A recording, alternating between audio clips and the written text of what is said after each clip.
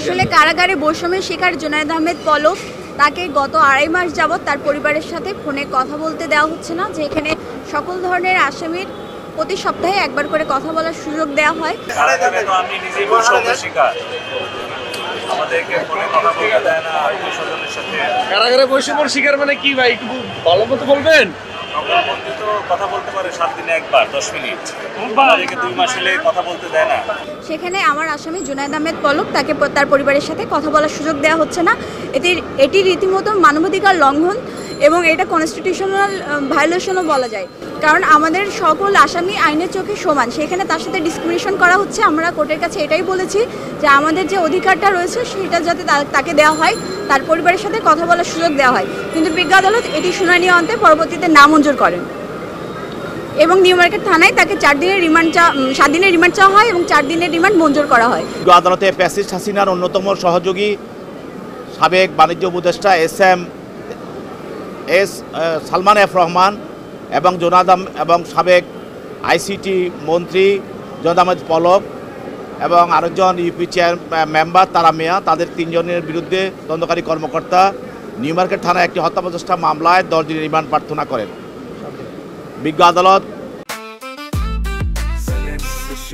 জেনেক্সে shift করো, লাইফকে lift করো। উভয় পক্ষের বক্তব্য শোনার পর সালমান এফ রহমান এবং পলক তারা মিয়ার বিরুদ্ধে 4 দিনের রিমান্ড মঞ্জুর করেন। এছাড়াও আরও ঢাকার বিভিন্ন থানায় বিভিন্ন হত্যা মামলা এবং হত্যা প্রচেষ্টা মামলায় সাবেক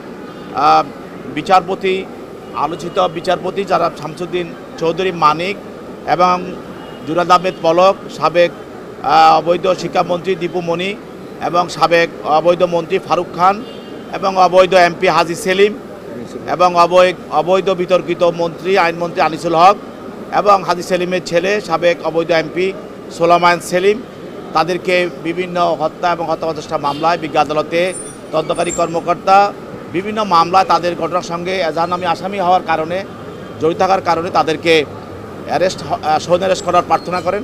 বিজ্ঞ আদালত তাদেরকে বিভিন্ন মামলার গুরুত্ব অনুধাবন করে এবং তদন্তকারী কর্মকর্তার দরখাস্ত পরিপ্রেক্ষিতে তাদেরকে এইসব মামলায় তাদেরকে গ্রেপ্তার দেখানো হয় এবং পরবর্তীতে তাদেরকে জেল হাজতে প্রেরণ করেন।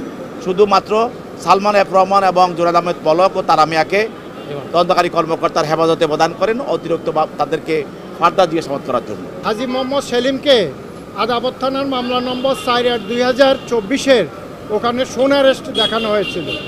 সেখানে দেখা গেছে যে 400 লোকের উপরে হয়েছে সেখানে আসামি। সেখানে সোন অ্যারেস্টের ব্যাপারে বলা হচ্ছে যে উনার সংসদীয় এলাকা হচ্ছে লালবাগ এবং লালবাগ এলাকা।